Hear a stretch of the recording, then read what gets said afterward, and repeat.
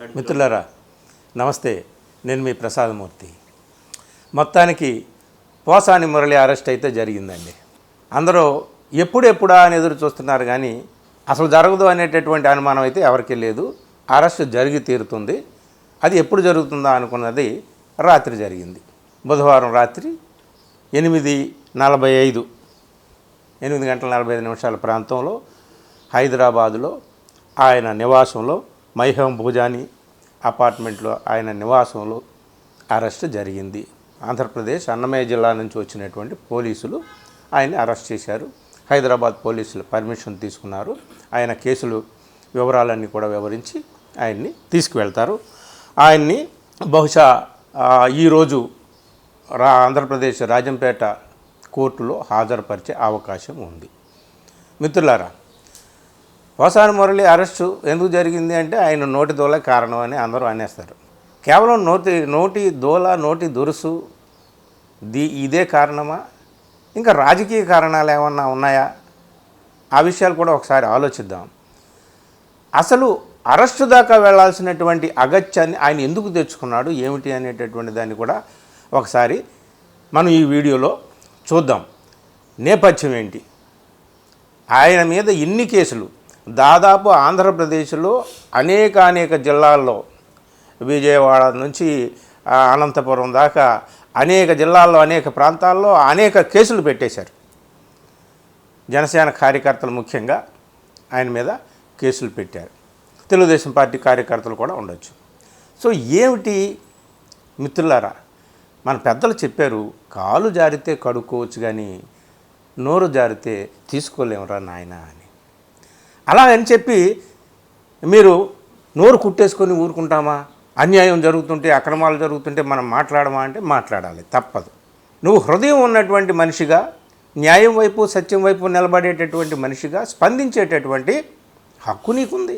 అలాగే నువ్వు నీ మనసులో ఉన్నటువంటి మాట మాట్లాడేటటువంటి స్వాతంత్ర్యం కూడా నీకుంది. రాజ్యాంగం కల్పించింది వాక్ స్వాతంత్ర్యం. వాక్ స్వాతంత్ర్యం రాజ్యాంగం కల్పించిందని దాన్ని ఇష్టం వచ్చినట్టు వాడుకుంటే కాదు, అడ్డదిడ్డమైనట్టు బూతులు తిడితే కాదు, ఎదుటి వాళ్ళని చాలా దారుణంగా, దుర్మార్గంగా కులం పేరు పెట్టి దూషించి కులాల మధ్య చిచ్చును పెట్టి విద్వేషం రేపేటటువంటి మాటలు కూడా మాట్లాడకూడదు. ఇవన్నీ కూడా మనకు తెలుసు, అయినా సరే మనం మాట్లాడతాం. ఎందుకంటే ఆ అది ఏంటి అహంకారం అని అంటామే, అధికారం తీసుకొచ్చేటటువంటి అహంకారం.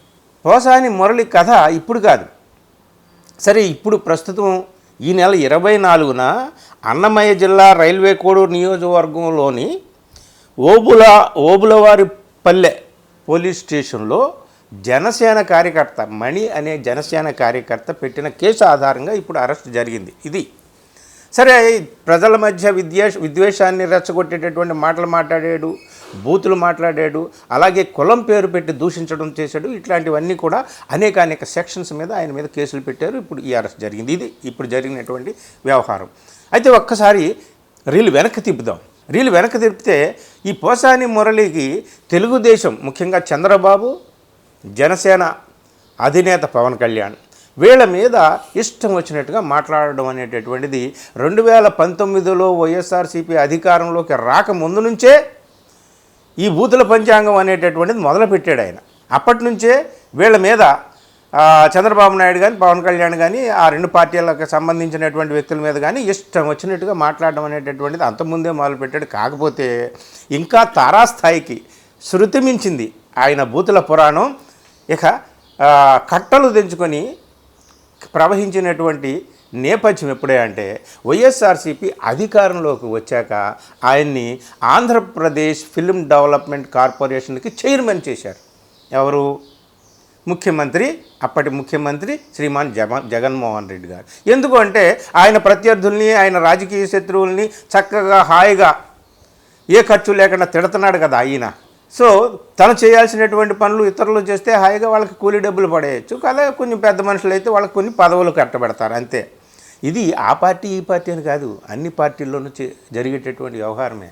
కొమ్ములు తిరిగినటువంటి నేతలు, దేశాన్ని పరిపాలిస్తున్నటువంటి నేతలు మతం పేరు మీద అవతల పార్టీ వాళ్ళని దేశద్రోహులుగా నిందించి దుర్మార్గమైనటువంటి నిందలు వేసేటటువంటి వాళ్ళని ఇప్పుడు మనం చూస్తున్నాం. అది తప్పే, ఇది తప్పే. సరే, అధికారంలోకి వచ్చిన తర్వాత ఈ Andhra Pradesh film development corporation chairman అయిన తర్వాత ఇక ఈయన రెచ్చిపోయాడండి. రెచ్చిపోయి ఇష్టం వచ్చినట్టుగా ముఖ్యంగా చంద్రబాబుని అలాగే పవన్ కళ్యాణ్ని, తెలుగుదేశం పార్టీ, జనసేన పార్టీలని టార్గెట్ చేసుకొని ఈయన ఇష్టం వచ్చినట్టుగా మాట్లాడడం మొదలుపెట్టాడు. సో దాని పర్యవసానం ఇది. అయితే ఈయన మీద కేసులు, ఫిర్యాదులు అప్పుడు కూడా జరిగినాయి. కానీ అప్పుడు అధికారంలో ఉన్నది వైఎస్ఆర్సీపీ కాబట్టి ఆ వైఎస్ఆర్సీపీ ప్రత్యర్థుల్ని కదా ఆయన తిట్టేది. ఆ వైఎస్ఆర్సీపీ కట్టబెట్టింది కదా ఒక పదవి ఈ పోసానికి. కాబట్టి వైఎస్ఆర్సీపీ హయాంలో ఆయనకు శిక్షలు ఎలా పడతాయి, అరెస్టులు ఎలా జరుగుతాయి, కేసులు పెడితే పెట్టవచ్చు. అయితే గీతే చంద్రబాబు నాయుడిని కూడా అరెస్ట్ చేయొచ్చు, కానీ పోసాని మురళిని ఎందుకు అరెస్ట్ చేస్తారు? వాళ్ళ తరపున కదా. సో మిత్రులారా, అంటే ఎవరు అధికారంలో ఉంటే, ఎవరు పరిపాలనలో ఉంటే వాళ్ళ తరపున మాట్లాడేటటువంటి వాళ్ళు అధికార ప్రతినిధులు, అనధికార ప్రతినిధులు వాళ్ళ ఇష్టం వచ్చినట్టు వాళ్ళు మాట్లాడతారు. ఇప్పుడు మన కేంద్రంలో బీజేపీ అధికారంలో ఉంది. వాళ్ళ తరపున ముఖ్యమంత్రులు కానీ, మంత్రులు కానీ, ఎంపీలు కానీ, ఎమ్మెల్యేలు కానీ వారి ఇష్టం వచ్చినట్టు వాళ్ళు రాహుల్ గాంధీని, ప్రియాంక గాంధీని, సోనియా గాంధీని ఎంత దారుణంగా మాట్లాడతారో మనకు తెలుసు కదా. ఇప్పటికీ మాట్లాడుతున్నారు కదా. నిన్నగాక మొన్న బండి సంజయ్ కాంగ్రెస్ పార్టీని పాకిస్తాన్ క్రికెట్ మ్యాచ్తో పోల్చి మాట్లాడాడు కదా. ఇలాగా ఇష్టం వచ్చినట్టు మాట్లాడతారు, ఎవరిష్టం వచ్చినట్టు వాళ్ళు. అయితే అందరికీ ఏదో ఒక టైం వస్తుంది. ఆ టైం వచ్చినప్పుడు వాళ్ళు బోన్ ఎక్కాల్సిందే. వేరే వాళ్ళ సంగతి అలా ఉంచండి. పోసాని మురళికి టైం వచ్చింది, బోన్ ఎక్కేటటువంటి టైం వచ్చింది, అరెస్ట్ అయ్యే టైం వచ్చింది. ఇప్పుడు అరెస్ట్ అయ్యాడు. సో దీని ద్వారా మనకు తెలుసుకోవాల్సినటువంటి విషయం ఏమిటి అంటే, అధికారం మనకి ఉంది కాబట్టి మన ఇష్టం వచ్చినట్టు మాట్లాడడం కాదు.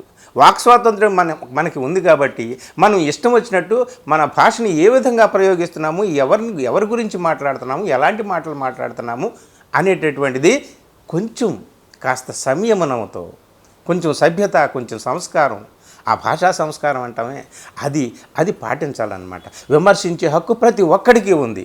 కన్స్ట్రక్టివ్ క్రిటిసిజం అంటాం.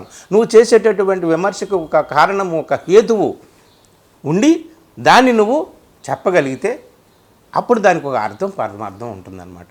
లేకపోతే ఏమవుతుంది, పోసాని మురళి అంటే ఇక ఇష్టం వచ్చినట్టు అబ్బాయి ఆయన కనిపించిన వెంటనే వీడు మాట్లాడతాడరా బాబు మనకు తెలుసు, ఇక నోటికి అద్దు అప్పు ఉండదు, ఇష్టం వచ్చినట్టు మాట్లాడడమే పోసాని మురళి అంటే అనేటటువంటిది ఒక అభిప్రాయం అందరిలోనూ స్థిరపడిపోయింది. అట్లా క్రియేట్ చేసుకున్నాడు ఆయన తన వ్యక్తిత్వాన్ని. బూతుకు పర్యాయపదంగా, నోటి దోలకు పర్యాయపదంగా ఆయన ఆ విధంగా తనను తాను క్రియేట్ చేసుకున్నాడు. సో దాని పర్యవసానాన్ని అనుభవించాలి. సో ఇప్పుడు పోలీసులు అరెస్ట్ చేశారు. దీన్నేమో వైఎస్ఆర్సీపీ నాయకులు కానీ అదర్ దాన్ తెలుగుదేశం లేదా జనసేన పార్టీ కాకుండా మిగిలిన వాళ్ళు ఎవరైనా సరే వాళ్ళ ప్రత్యర్థులైన రాజకీయ పార్టీల వాళ్ళు అయితే ఇది రాజకీయ కారణంగానే అరెస్ట్ చేశారు, దీంట్లో రాజకీయ దురుద్దేశాలు ఉన్నాయి, అది ఇది అని చెప్పేసి మాట్లాడవచ్చు. కానీ ఏది ఏమైనా మిత్రులారా, మీరు హద్దు దాటితే, రేఖ దాటితే ఇప్పుడు శిక్ష పడకపోవచ్చు, ఇప్పుడు మీరు తప్పించుకోవచ్చు, కానీ టైం అనేటటువంటిది ఒకటి ఉంది, కాలం ఉంది. ఆ కాలం మీకు ఎప్పుడో ఒకప్పుడు మీకు తగిన బుద్ధి చెబుతుంది, తగిన గుణపాఠం నేర్పుతుంది. అది ఆ టైం వచ్చినప్పుడు ఆ పాఠం నేర్చుకుంటే బాగుపడతారు, లేకపోతే లేదు. ఇలాగని చెప్పి అందరూ పాలతో కడిగినటువంటి వాళ్ళు ఒక్క పోసాని మురళి ఒక్కడే దారి తప్పాడు, అదుపు తప్పాడు, నోటితో ఎక్కువని కాదు. అందరూ కూడా రాజకీయ నాయకులు ఏదో ఒక సందర్భంలో ఎవరినో ఒకరిని టార్గెట్ చేసుకొని ఇష్టం వచ్చినట్టు మాట్లాడడం అనేటటువంటిది ఉంది. కాకపోతే ఆంధ్రప్రదేశ్లో ముఖ్యంగా పోసాని మురళి తెలుగుదేశం అధినేత చంద్రబాబు నాయుడిని కానీ పవన్ కళ్యాణ్ కానీ ఉద్దేశించి ఆయన మాట్లాడినటువంటి మాటలకు మాత్రం కనీసం ఆయన ఒక్కసారైనా సరే లీగల్గా ఆ ప్రొసీడింగ్స్ని ఎదుర్కోవాల్సినటువంటి అవసరం అయితే వచ్చింది.